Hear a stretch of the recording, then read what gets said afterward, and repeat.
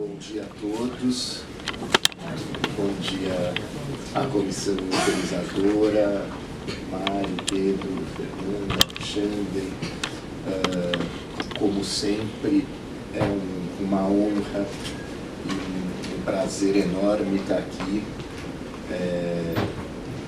Inclusive, estava no exterior, voltei ontem para a apresentação, que é uma coisa que eu acho muito importante. Assim, eu falo isso daí sempre para vocês, falo sempre para o Mário, para vários pacientes, que a importância e a força do Instituto é um projeto muito importante, muito bonito, que precisa continuar, precisa crescer. Vocês estão cada vez mais fortes, a dedicação é cada vez maior, e uma coisa que eu sempre falo é que tem, como o Mário acabou de comentar, dessa câmera, a gente como profissional da saúde, a gente tem acesso aos resultados científicos, né, da medicina baseada em evidência. Só que também já com alguns aninhos de experiência, a gente vê que na prática a coisa é um pouco diferente. Então, às vezes você tem um projeto, você tem uma câmera que parece ser muito boa, mas os pacientes testam e falam: olha, não me ajudou em nada. Com medicamentos, com tratamentos é a mesma coisa. Então, claro, a medicina baseada em evidência é o começo de tudo, é a fonte de tudo, porque a gente tem que ter sempre estudos fortes, estudos que a gente possa confiar, até para poder passar esses resultados para vocês. Mas a prática é a prática. Como a gente conversa também, que tem alguns casos que os resultados da análise genética vêm negativos, e a gente fala, a chance de ser é muito próxima de 100%, mesmo com o resultado negativo, porque a clínica é soberana. Então, isso a gente tem que ter sempre em mente também. Para mim também, um outro prazer muito grande, além de estar aqui com o Instituto, com o Allion, eu comecei toda a minha pós-graduação aqui, no Departamento de Oftalmologia da USP, né, em 95, então já faz um tempinho. Fiquei 2 anos na retina, depois fui para a Unifesp, fiquei muitos anos na Unifesp, e voltei durante o período que eu estava na Unifesp para ficar mais 2 anos aqui na Neurooftalmo, com o Dr. Mário Monteiro. Então eu sinto aqui também como uma casa para mim. E depois tem a parte que eu fui para os Estados Unidos, e hoje de volta aqui. Mas vamos falar então hoje um pouquinho sobre algumas coisas de atualidades, e tem coisas interessantes, eu acho. Apesar desses 2 últimos anos terem sido anos muito difíceis para a ciência, né? Por causa da pandemia, muitos estudos ou pararam ou diminuíram. A pandemia afetou o mundo todo, em todas as áreas, né? Na medicina também, infelizmente. Mas mesmo assim, a gente tem alguns resultados interessantes e tem algumas coisas legais aí para estar dividindo com vocês. Então, novamente, é um prazer enorme estar aqui. Eu agradeço mais uma vez o convite. E para falar de Leber, e até para falar de tratamento, né, que é a atualidade, o que interessa para todo mundo é tratamento, acho que a gente tem que começar falando sobre as neuropatias ópticas de uma maneira geral, porque elas têm muita coisa em comum. Muito do funcionamento delas é igual ou muito parecido, e a pesquisa de uma ajuda na pesquisa da outra. Então, lembrando que a gente tem aí a atrofia óptica dominante, a síndrome de Wolfram, que também tem é uma outra doença rara, que não sei se todos conhecem, mas além da baixa visual, ela é uma doença muito mais sistêmica. Ela cursa com diabetes mellitus, diabetes insípidos, e uma atrofia auditiva também, uma baixa de audição. Também eles têm um grupo muito forte aqui no Brasil, e de pacientes também estão se estruturando, e é uma doença que tem coisas muito semelhantes. A parte da neuropatia óptica das duas é muito semelhante. A gente tem a atrofia óptica dominante, ou que é juvenil, que é um pouco mais branda, e finalmente a neuropatia óptica de Leber. A autossômica recessiva, que é a primeira, é mais rara. Ela faz parte do grupo das doenças ópticas hereditárias, né, das neuropatias ópticas hereditárias. Tem alguns relatos de consanguinidade. É presente muito cedo, ela se apresenta logo nos primeiros meses de vida. A baixa visual é muito importante, a atrofia óptica é muito importante, e ela pode vir ou isolada ou associada a outras doenças e sinais e sintomas neurológicos. Wolfram, como eu já falei para vocês, a parte da neuropatia óptica é bem parecida com a do Leber. Quando a gente pega as limitações, a quantidade, a qualidade visual dos pacientes é parecido, eu acho que é a que mais lembra o Leber. Posso fechar isso daqui? Tá aparecendo? Só está aparecendo para mim. E, como eu falei, tem outros sintomas. É uma doença bem mais sistêmica, e que, inclusive, infelizmente, a gente perde pacientes numa idade bem jovem por complicações outras que não as visuais. A atrofia óptica dominante é um pouco mais leve do que o Leber, né? A mancha central é menor, a baixa visual também é um pouquinho menor, e a progressão é bastante lenta. Então é uma doença que começa aí entre 7, 10, 15 anos de idade, e como a Leber, isso é uma característica bem parecida com a Leber, ela progride pelo resto da vida, ou seja, vão perdendo células do nervo óptico constantemente, lentamente, que isso é uma discussão que eu tenho muito com vocês, porque às vezes vocês falam, mas minha visão já é tão ruim e eu não estou notando melhora com a medicação. Mas o que a gente sabe, o que está comprovado em muitos estudos, inclusive um dos estudos mais recentes que eu vou estar conversando hoje com vocês, é que a doença ela não é estática, ela é progressiva para o resto da vida. Então, o resto da vida lentamente vai tendo perda de fibras do nervo óptico e, infelizmente, a visão também.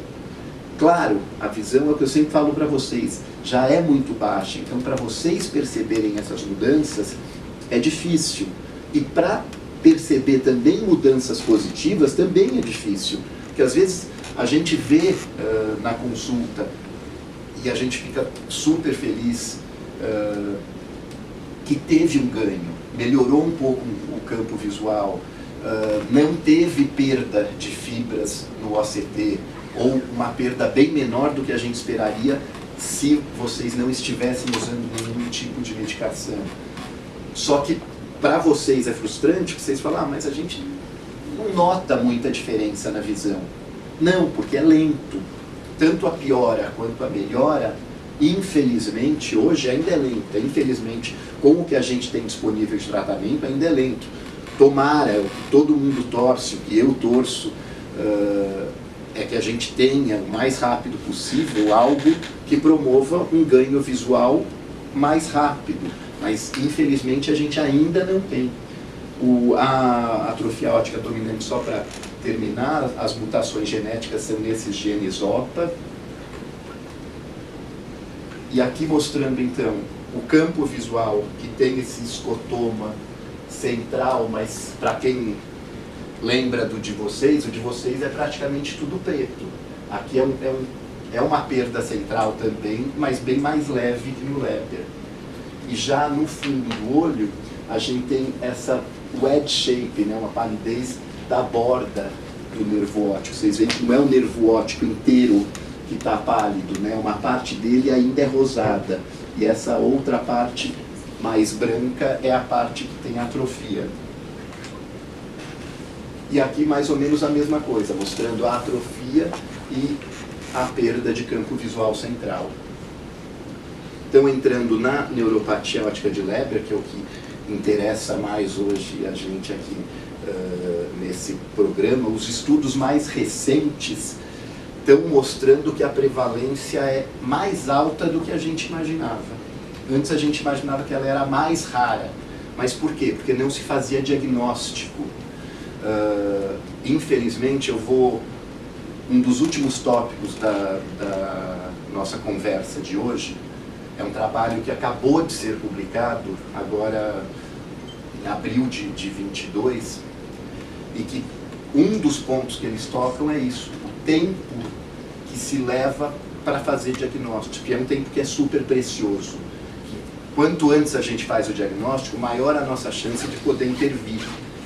E eu trouxe esse artigo e queria dividir isso daí para vocês sentirem que isso daí não é aqui. Não é aqui no Brasil, não é porque a gente é um país pobre, não é porque a medicina daqui é ruim, isso é no mundo inteiro. Esse artigo ele foi feito, esse estudo foi feito com os pacientes que estão sendo submetidos à terapia gênica. Então são pacientes americanos, ingleses, franceses e alemães. E se vocês puderem, tiverem acesso a ler esse artigo, eu acho que é super importante, porque vocês vão ver que é uma realidade mundial, não é só aqui. E acho que isso é importante para vocês perceberem. Claro, países mais ricos têm mais acesso ao tratamento, mas mesmo lá eles falam das dificuldades de conseguir a idebenona. Então não é uma realidade exclusiva nossa. E aí entra sim a importância do Instituto e, Mário, qualquer coisa que eu possa ajudar também nessa parte mais governamental, a parte médica, técnica, claro, estou sempre totalmente à disposição. Mas falando sobre o Leber, então a prevalência que a gente está percebendo que é mais alta do que a gente imaginava, uma incidência aí de 1 para cada 400 a 500 novos, 1.400 a 1.500 novos casos por ano na Europa e nos Estados Unidos. A baixa visual iniciando entre 15 e 35 anos é uma baixa subaguda e progressiva, ou seja, baixa a visão no primeiro olho, continua baixando e depois de semanas ou meses tem a baixa no olho contralateral. A evolução, a gente vai vendo um afinamento dessa camada de células ganglionares que eu vou mostrar para vocês, do nervo óptico, e quase 100% dos pacientes têm um envolvimento bilateral. Pode ser assimétrico, pode ser um olho pior do que o outro, sempre tem um olho que é melhor, né? Sempre tem um olho dominante, sempre tem um olho que vocês põem o celular mais pertinho e conseguem ter uma qualidade melhor, mas quase sempre, 100% dos casos, quase, o acometimento é bilateral. E esse slide é importante, eu acho importante frisar para vocês, para pacientes e para a família, que mostra o que é a doença mitocondrial. Ou seja, a mãe passa o gene patológico para todos os filhos e filhas. Só que os filhos, os pacientes do sexo, os portadores do sexo masculino, têm uma chance 6 vezes mais ou menos maior de desenvolver a doença. Só que eles não vão passar para nenhum dos seus dependentes. Então isso é muito importante. Os pacientes afetados às vezes me perguntam: se eu tiver filho pode ter o mesmo problema? Só se a sua mulher tiver Leber, se a sua esposa tiver Leber. Se não, não tem. Se só o homem for portador, ele não passa, a doença termina aí. Agora, a sua irmã, mesmo que ela tenha visão normal, ela vai passar o gene da doença para todos os filhos. E esses sim podem vir a desenvolver a doença. Então a gente sabe aqui, e voltando às nossas conversas também do dia a dia, esses pedigrees são os mais frequentes. Se a gente pegar o 11778, 3460 e o 14484, é 90, 95% dos casos.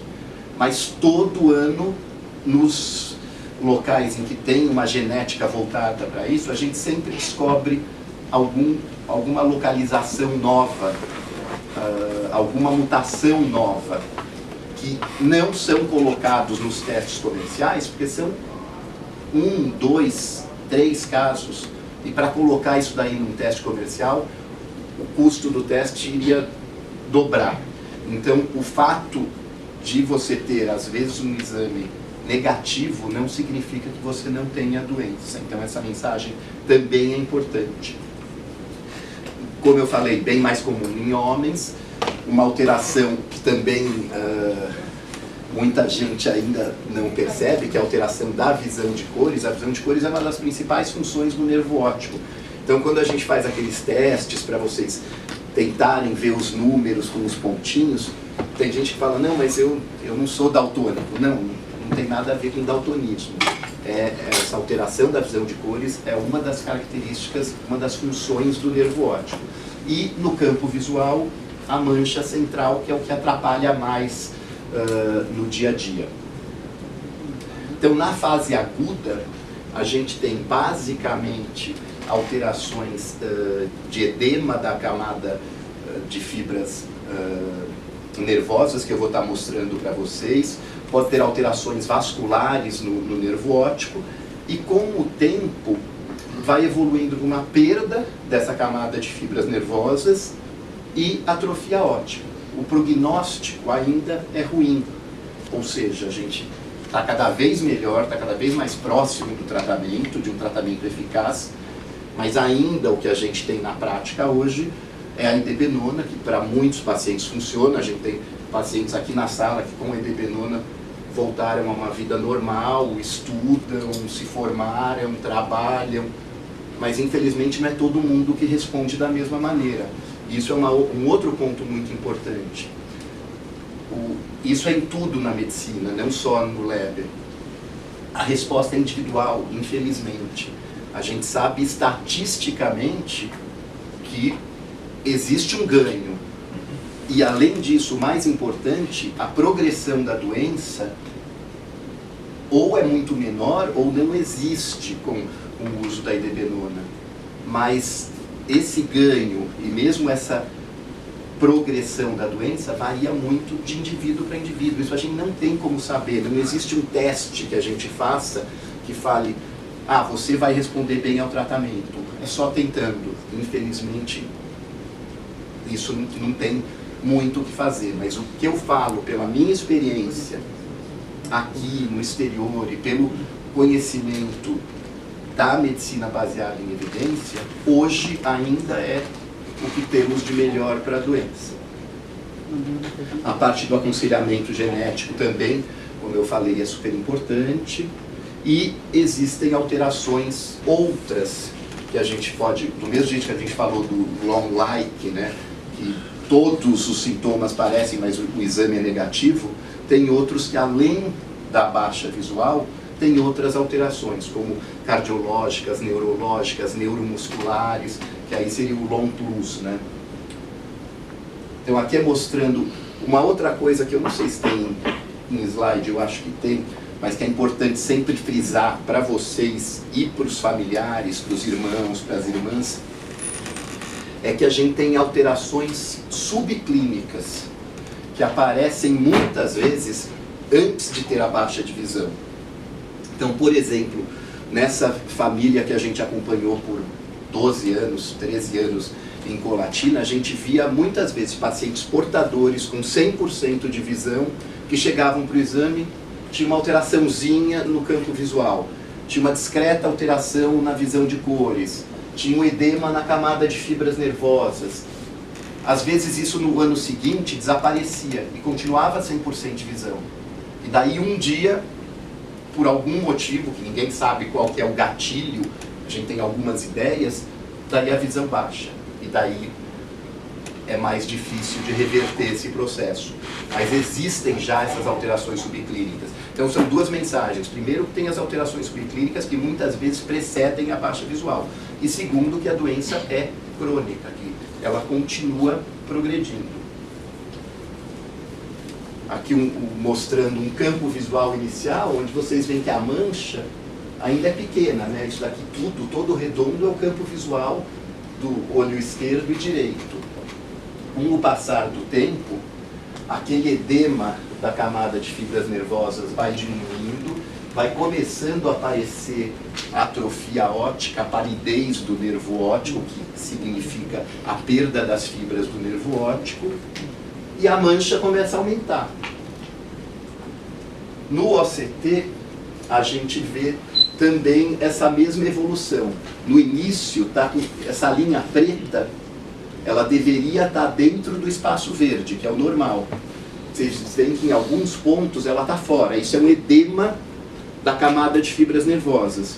Com o passar do tempo, com a evolução, essas fibras vão diminuindo e daí ela entra basicamente nessa parte vermelha, que é a parte da atrofia óptica propriamente dita. E aqui, novamente, a mancha aumentando cada vez mais e o fundo do olho também, o edema diminuindo, desaparecendo e a palidez, a atrofia aumentando cada vez mais. E no OCT, como eu falei para vocês, com o passar do tempo, aquele edema vai desaparecendo, a gente vai vendo perda da camada de fibras nervosas e perda da camada de células ganglionares da retina, que é a visão mais central. Então, por isso que às vezes também, para alguns pacientes, a gente tenta utilizar alguns antioxidantes, algumas coisas para estimular essa parte também macular e retiniana. Aqui mostrando então a forma como as doenças acontecem, né? O Leber, o Wolfram e a atrofia óptica dominante sendo mais nuclear, todas elas, deixa eu só terminar esse slide, todas elas fazem o quê? Promovem uma proteína que não funciona bem. A função do gene, né, é a produção dessa proteína, que vai fazer a energia, vai fazer com que a gente consiga enxergar.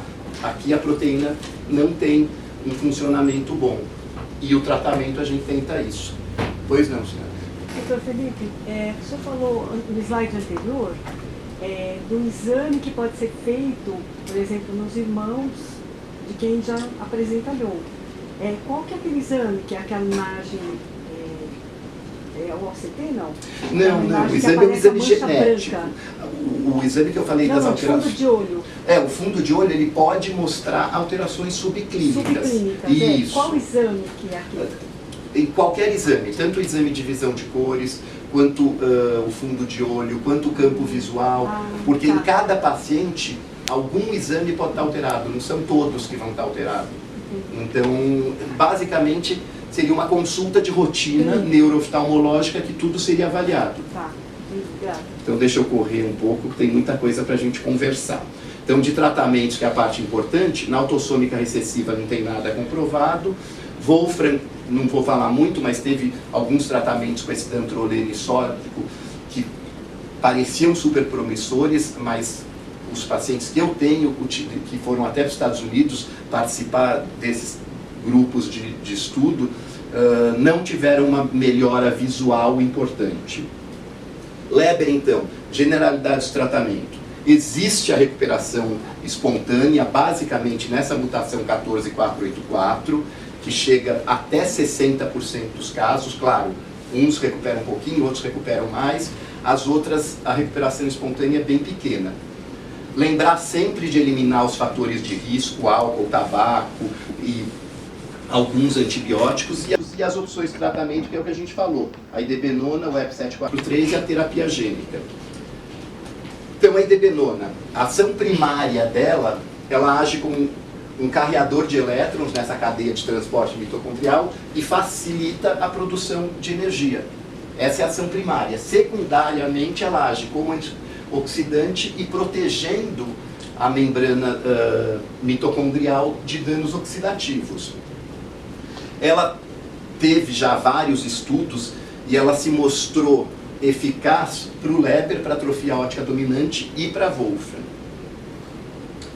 Esse foi o clinical trial, que quando ela foi aprovada na Europa, que foi com uma dose de 900 miligramas por dia e que ela conseguiu mostrar que os resultados eram melhores com os pacientes que utilizaram a medicação versus os pacientes que receberam placebo.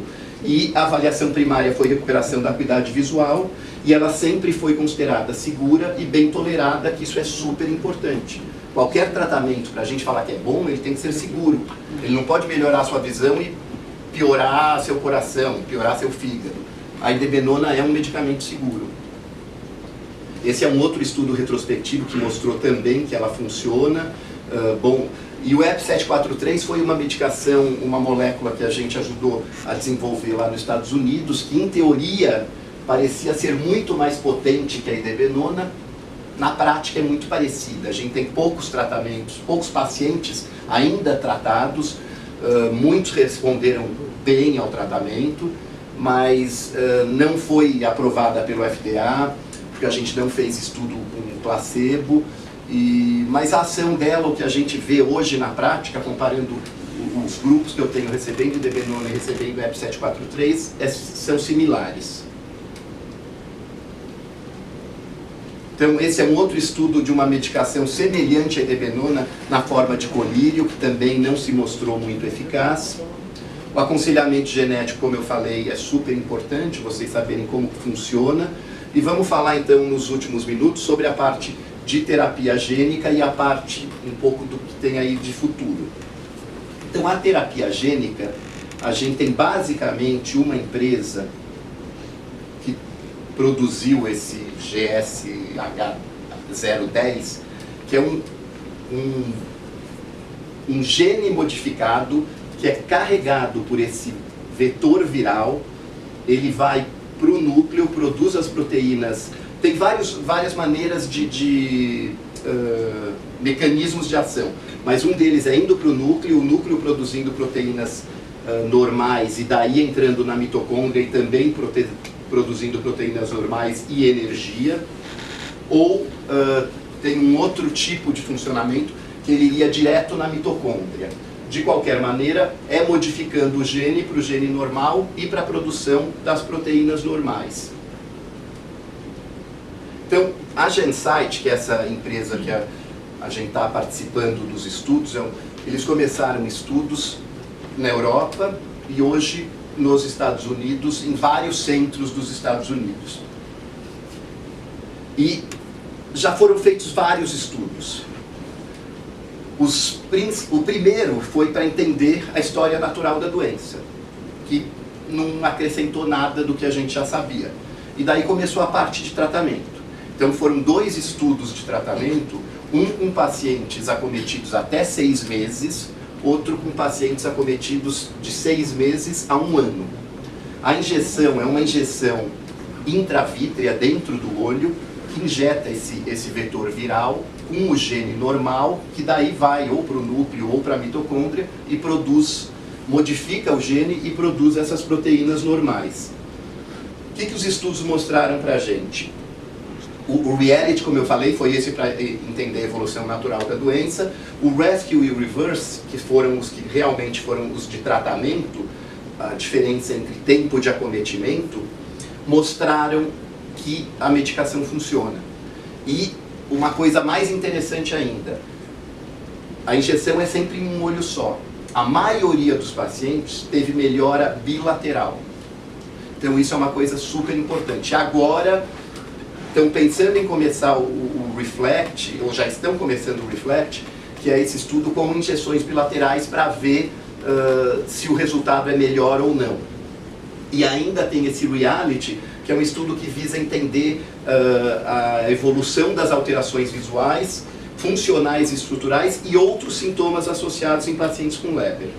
Então aqui só mostrando o REVERSE e o RESCUE, resultados em 48 semanas, mostrou uma diferença estatística entre os pacientes tratados e os pacientes que receberam placebo, mostrando que houve melhora, tanto visual quanto nos exames, OCT, campo, visão de cores e sensibilidade ao contraste. Os resultados de 96 semanas mostraram esses resultados mais fortes ainda e mostrando um ganho visual relativamente importante. E esses dois, agora esses estudos estão na fase 3, né, porque eu falo que é a fase final, que já está praticamente para ser submetido para aprovação, que mostrou então que os dois tiveram resultados positivos. A Gensight então é uma empresa que funciona com isso, eles produzem, eles só trabalham com doenças raras, genéticas, e mostrou então, esses estudos, os resultados foram bem interessantes. Por exemplo, no Reverse, os ganhos foram de 11 caracteres, 11 letrinhas, naquela tabela ETDRS, não é a tabela que a gente usa no consultório, é uma tabela mais para estudo científico, em 48 semanas e 15 caracteres em 96 semanas. Isso é importante. E 2 estudos estão sendo inicializados agora, que um deles é para avaliar a eficácia dessas injeções bilaterais, como eu falei para vocês, e o outro que é o que visa entender a evolução de outras alterações estruturais e de outros sintomas na Leber. Então aqui é mostrando, esse slide é importante, a linha preta é a evolução da visão, que mostra a história, o resultado daquele primeiro estudo que foi da história natural da doença. A visão vai caindo, continua caindo, e ao longo do tempo ela continua baixa e caindo cada vez mais. Os 2 grupos tratados são essa linha azul e a vermelha. Então, houve a baixa de visão e daí começou a melhora depois do tratamento, e essa melhora ao longo do tempo, aqui são 50 semanas, 100 semanas, 150, 200 semanas, é bastante tempo já. Está se mantendo esse ganho. E esse é o estudo que eu queria falar para vocês, que é esse estudo sobre o impacto do Leber na qualidade de vida dos pacientes e dos familiares, dos cônjuges, da família, ou seja, o impacto é muito devastante, não só na vida de vocês, na vida de todo mundo que está em volta de vocês. E isso é no mundo inteiro. Aqui, como eu falei, foram pacientes da França, Alemanha, Reino Unido, Estados Unidos, que referiram se sentir devastados com o diagnóstico da doença, após longa e duradoura jornada, ou seja, mesmo nesses países, até você chegar no diagnóstico demora. Frustrados com a perda da autonomia, que é uma das coisas piores que existem, e que também afetou os companheiros, né, e os familiares.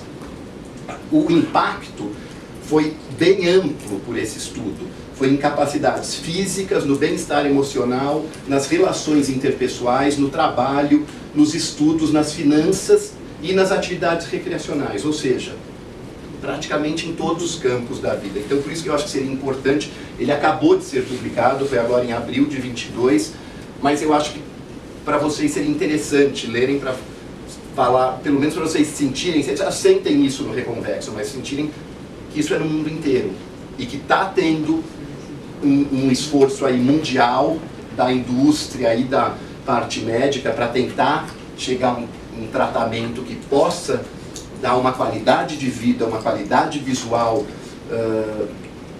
ampla, melhor para vocês, e parece que a gente está no caminho certo. O que a gente tem de resultados até agora, esse daqui são todos os estudos que foram feitos desde o início da terapia gênica. São estudos super importantes, super recentes, 21, 19, todos esses estudos eu venho acompanhando, muitos eu acompanhei os pacientes dos Estados Unidos, e os resultados, apesar de não serem brilhantes, ou seja, a gente ainda não chegou na cura da doença, porque o objetivo é um tratamento que a gente vá lá, modifique todos os genes, acabou a doença, e daí a gente faz essa injeção em todas as mães, em todas as pacientes do sexo feminino, modifica, o gene fica normal, não passa mais para nenhum filho. Esse é o nosso sonho de consumo, é o que todo mundo quer, é o que vocês querem, é o que a gente quer, é o que a indústria quer. Mas a gente está a caminho, a gente ainda não tem isso, mas comparando o que a gente tinha, sei lá, 10 anos atrás, a mudança foi muito grande. Então acho que a gente tem que estar agradecido. Eu vejo outras áreas da medicina, que eu acompanho por colegas meus, que 10, 20 anos não muda nada. Eu estou com uma dor no pé aqui da minha viagem, eu falei com meu amigo ortopedista, ele falou, tenta anti-inflamatório, se não melhorar, tenta cortisona, se não melhorar, faz uma ressonância. Isso eu ouço desde que eu entrei na faculdade de medicina há mais de 30 anos atrás.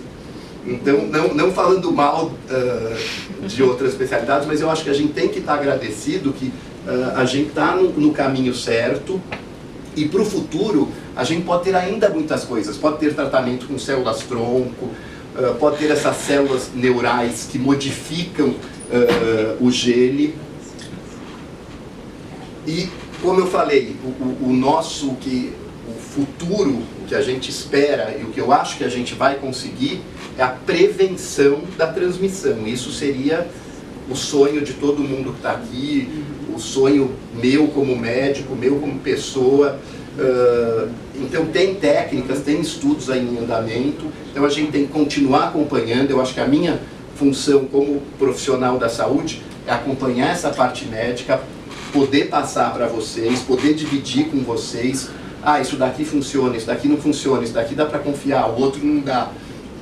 Eu acho que essa é a minha função, e é o que eu venho tentando fazer ao longo dos meus mais de 30 anos de formação, e continuo estudando, acompanhando, mas é importante também o feedback de vocês. É importante que vocês façam um acompanhamento, que vocês utilizem a medicação. Eu sei que é difícil, eu sei que é caro, vamos tentar modificar a lei, vamos tentar que o Estado pague, porque são doenças raras e isso é uma obrigação do Estado.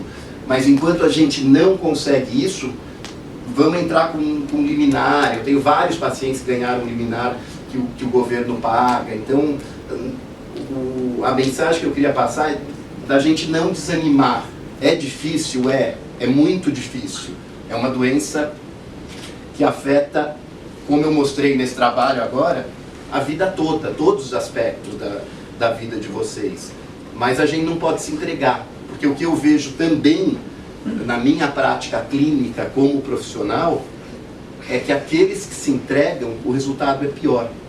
Os pacientes que estão sempre lutando, estão sempre batalhando, eu vou melhorar. Eu vejo a batalha do mar, a batalha de vários pacientes que estão aqui. Não é fácil, é uma coisa ao longo de anos e anos e anos, mas tem que continuar. Essa é a nossa função. Acho que a única parte boa aí de trabalhar e acompanhar doenças crônicas é que tem pessoas aqui que eu já acompanho há 10, 15 anos ou mais.